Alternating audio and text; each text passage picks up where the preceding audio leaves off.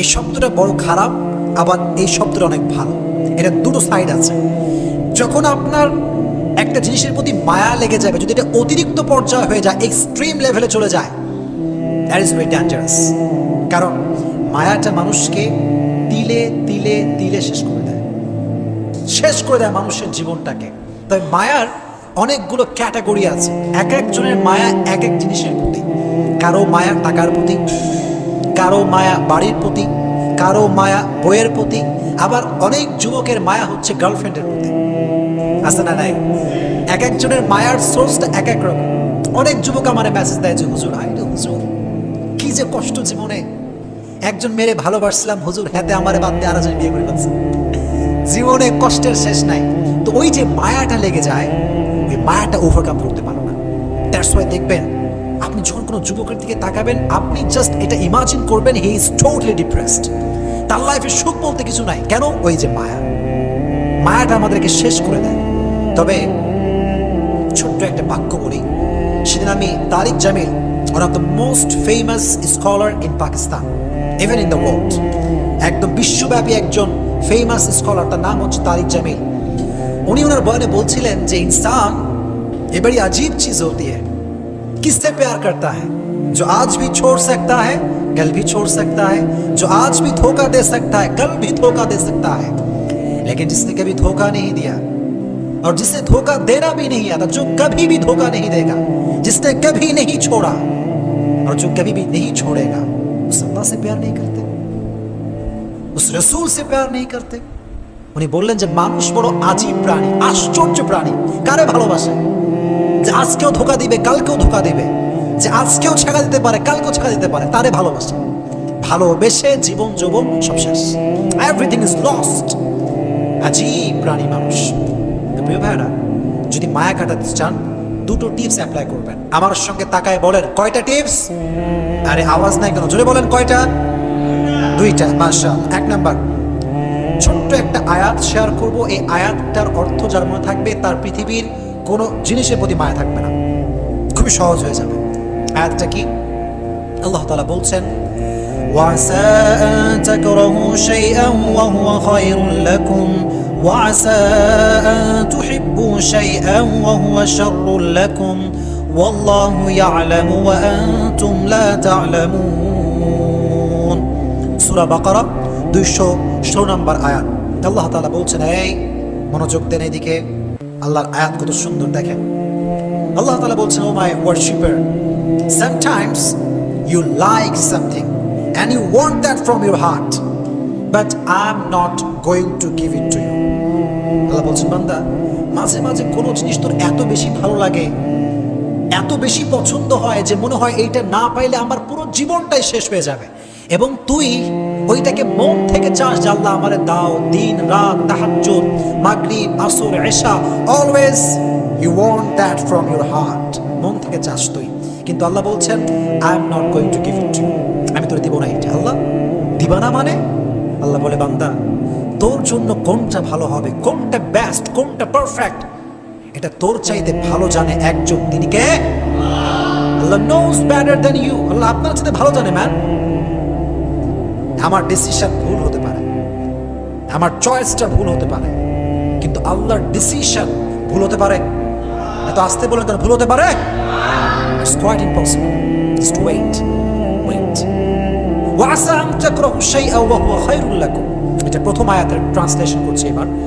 And sometimes you dislike a thing and you don't want that from your heart. Oh my Lord, I really dislike it, I don't want it.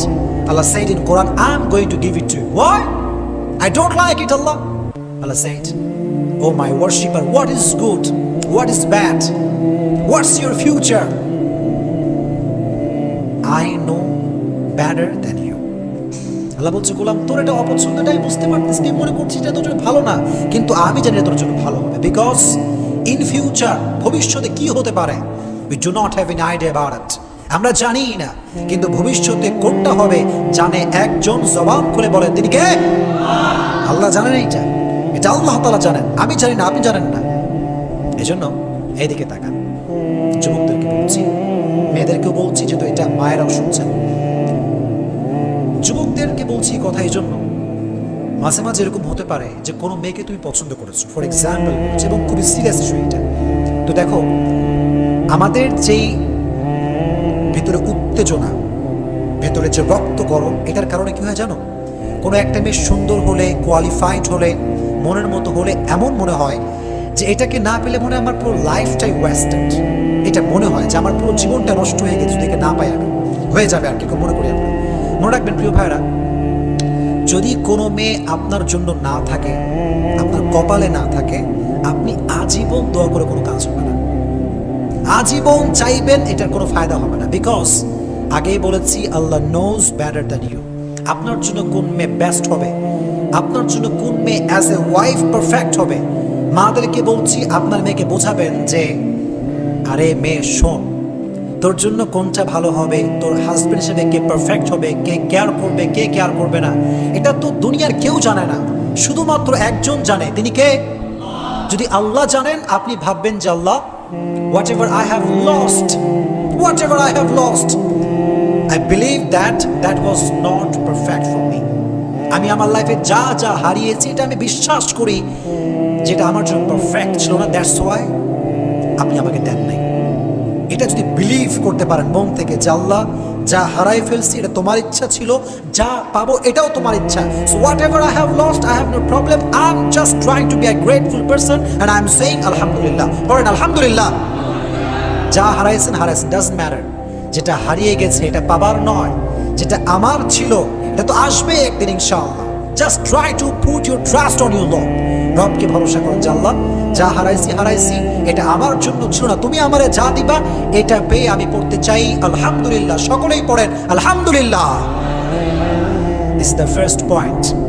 If you want to overcome, যদি মায়া কাটাইতে চান, আল্লাহর আয়াত স্মরণ রাখবেন যে আমি যা পাচ্ছি না, মায়া, খুবই মায়া। I know, I think there are some kind of bad quality, যেটা আমি জানি না। হয়তো একটা মেয়েকে পছন্দ হয়েছে, হয়তো মেয়েটা আসলে ভালো না, বা আমার জন্য she is not perfect for me, হয়তো আল্লাহ এই জন্য দিচ্ছে না। এটা ভাববেন, পারা যাবে ইনশাআল্লাহ। নাম্বার 1। নাম্বার 2, যদি ওভারকাম করতে চান, সেটা করবেন কি? একটা কাজ করবেন। মনে করুন কোনো একজন মেয়ের প্রতি আপনার মায়া, ফর এক্সাম্পল বলছি, অথবা আপনার টাকার প্রতি মায়া, অথবা বাড়ির প্রতি মায়া। If you want to overcome it, then you have to do one thing, and that is think about the bad quality that you want. যেটা আপনি চাচ্ছেন তার খারাপ নিয়ে ভাবেন। মনে করেন একটা মেয়েকে আপনার পছন্দ, এদিকে সবাই দিকে তাকান, যুবকরা ভালো করে শোনো। যদি তাহলে তুমি না পাও, অনেক মায়া লাগবে, মনে হবে যে she was the best person in the world, যেটা আমি দেখছি এটাই সবচেয়ে বেস্ট। এটা যখন ভেতরে চলে আসবে, মায়া, একদম গভীর মায়া, তখন সেই মেয়েটার কিছু খারাপ সাইড নিয়ে ভাবো। এটা এই জন্য নয় যে তুমি মেয়েটাকে ক্রিটিসাইজ করবে, এই জন্য না। ইসলাম কাউকে নিয়ে বাজে মন্তব্য করতে নিষেধ করেছে, ইসলাম কাউকে নিয়ে বাজে চিন্তা করতে নিষেধ করেছে। ইসলামের প্রভিশন, এটা ইসলামের বিধান, এটা ইসলামের সাজেশন। কিন্তু আপনার পারপাসটা ভিন্ন, আপনার উদ্দেশ্য ভিন্ন। আপনি ভাবছেন কেন?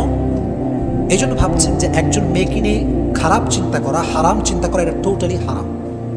খারাপ চিন্তা করা হারাম। এখন যদি আপনি মেয়েটার প্রতি মায়া না কাটান, তাহলে আপনার খারাপ চিন্তা বারবার এটা আসবে।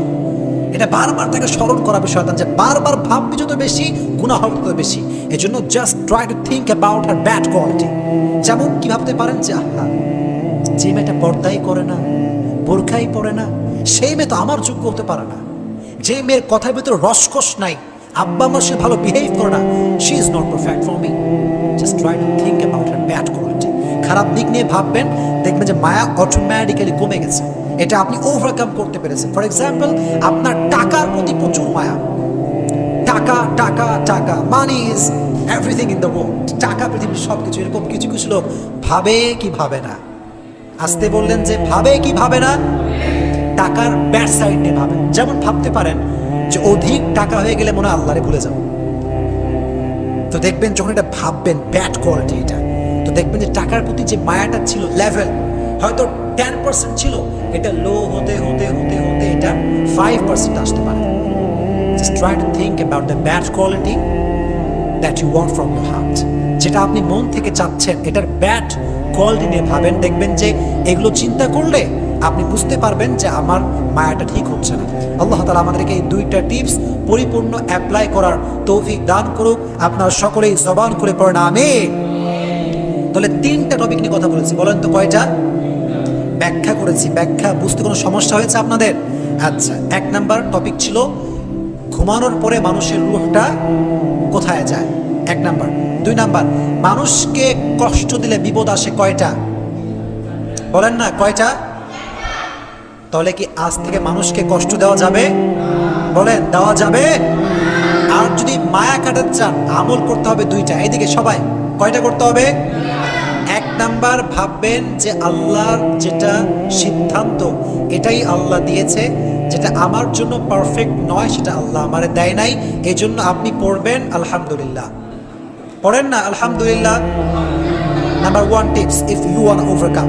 নাম্বার 2 টিপসটা হচ্ছে কি, যা আপনি চাচ্ছেন এটার কোন সাইড নিয়ে ভাববেন? এই তো পুলিশ সাহেব জবাব দিচ্ছে, আপনারা বলতেছেন না। গুড সাইড না ব্যাড সাইড? মাশাআল্লাহ।